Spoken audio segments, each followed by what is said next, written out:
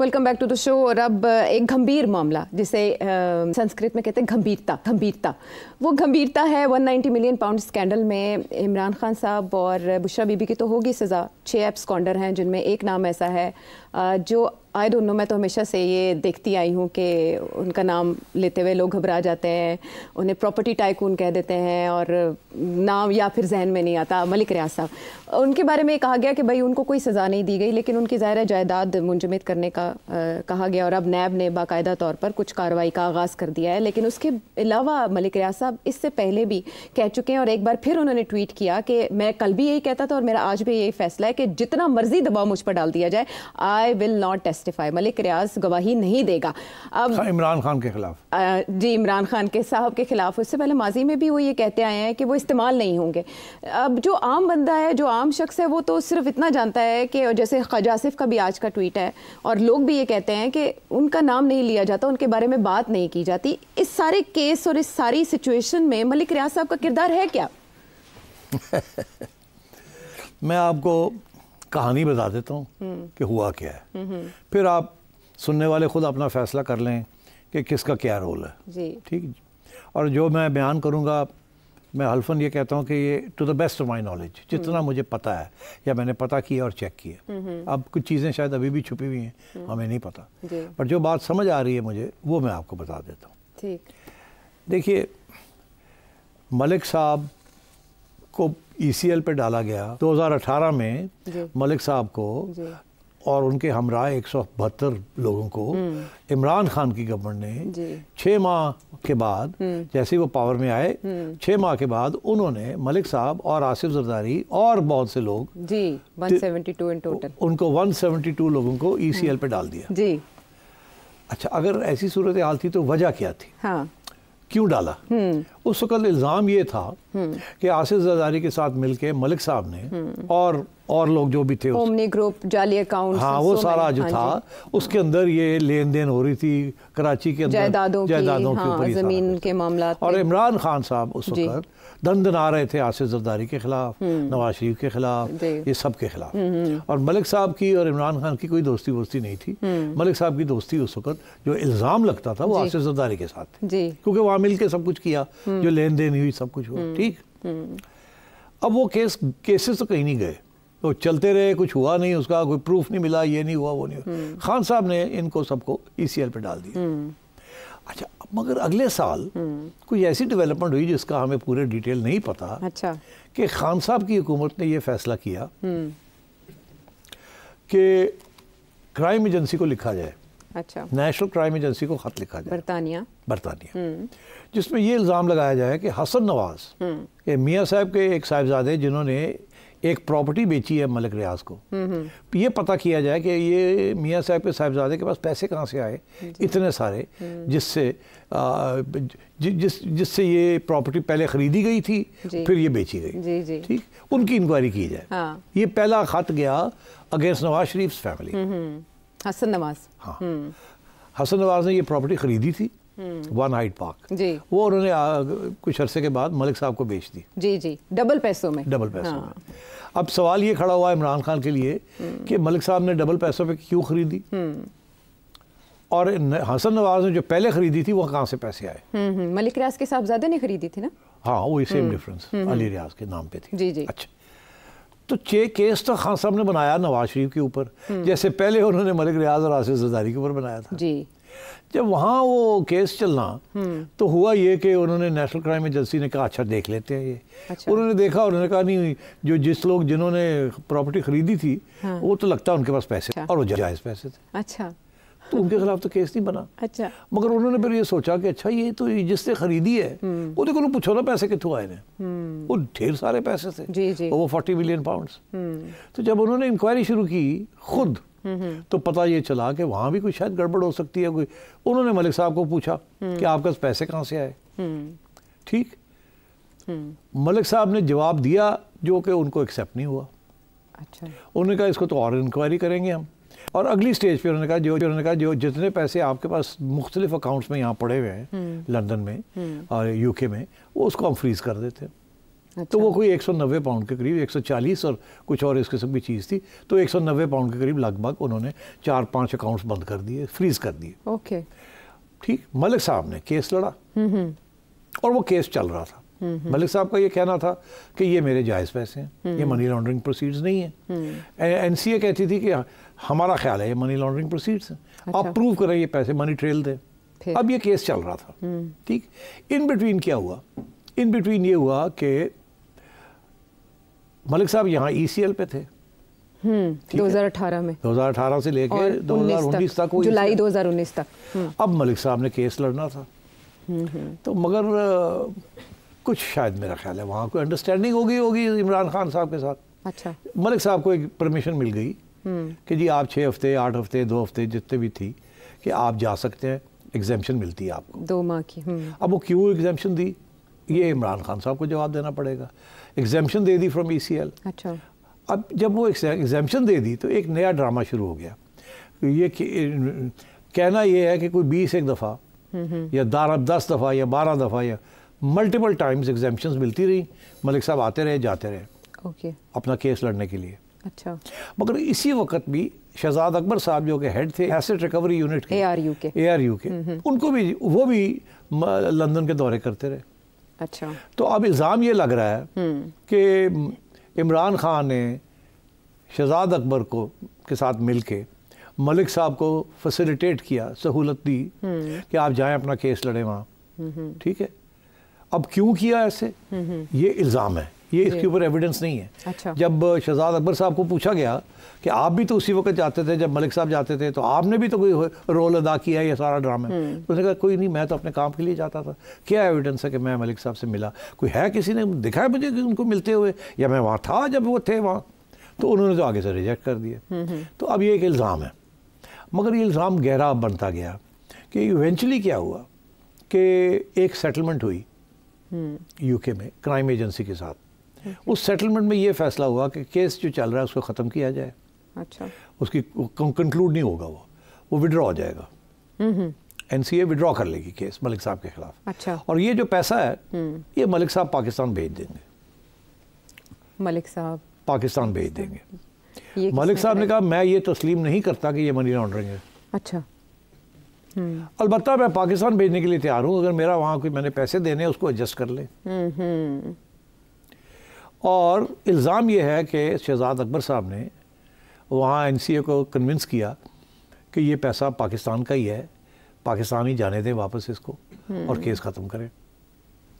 Okay. Government representative के तो पाकिस्तान की अब ये तो देखिए ना, ये इल्ज़ाम है। अच्छा। ये अभी एविडेंस कहाँ है इसकी? हाँ, वो खुद भी कहते हैं। मैं अभी बताता हूँ ना आपको कि कहाँ कैसे प्रूव करेंगे इस बात जी। इल्ज़ाम है।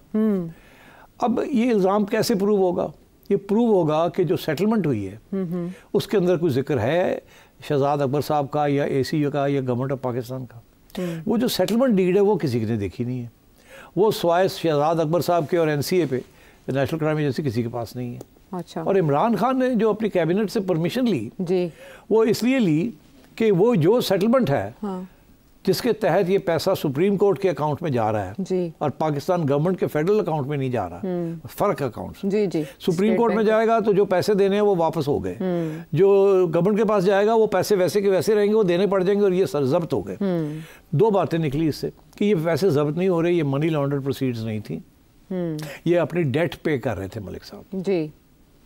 तो ये पाकिस्तान की हुकूमत ने ये मौक़िफ़ लिया हुआ है और उनके वकीलों ने भी इमरान खान की ये मौक़िफ़ लिया हुआ है कि हमने कोई गलत बयानी नहीं की, ये पैसे कभी मिलने ही नहीं थे, हमने ये रास्ता खोल दिया कि आप आ जाएं और ये पैसे इस अकाउंट में आ जाएं। मलिक साहब के ऊपर कोई केस नहीं है क्योंकि मनी लॉन्ड्रिंग तो प्रूव नहीं हुई, केस विड्रॉ हो गया NCA का। अब ये जो भी हो रहा है इमरान खान के ऊपर, मलिक साहब के ऊपर कोई केस नहीं है। उसकी वजह यह है कि मलिक साहब ने क्या गलती की, उन्होंने पैसे थे, या तो होता ना आप ये प्रूव करते कि मनी लॉन्ड्रिंग हुई है, वो तो प्रूव नहीं हुई, वो केस ही नहीं चला वहाँ। अगर मलिक साहब ने कोई पैसे दे दिए सुप्रीम कोर्ट के अकाउंट में आए हैं जी, तो ये तो आप पूछिए हुकूमत ऑफ पाकिस्तान से कि उन्होंने क्यों फैसिलिटेट किया कि इस अकाउंट में भेज दें, तो उनसे पूछिए। और इमरान खान के ऊपर केस ही है कि ये पैसा हुकूमत पाकिस्तान को मिलना चाहिए था, सुप्रीम कोर्ट के उस अकाउंट में नहीं जाना चाहिए था जहां मलिक साहब ने पैसे देने थे, पेनल्टी उन्हें भरनी थी। تو دس از دا کیس. ملک صاحب کے خلاف کوئی کیس نہیں بنتا. ملک صاحب کو فیور دی گئی نا.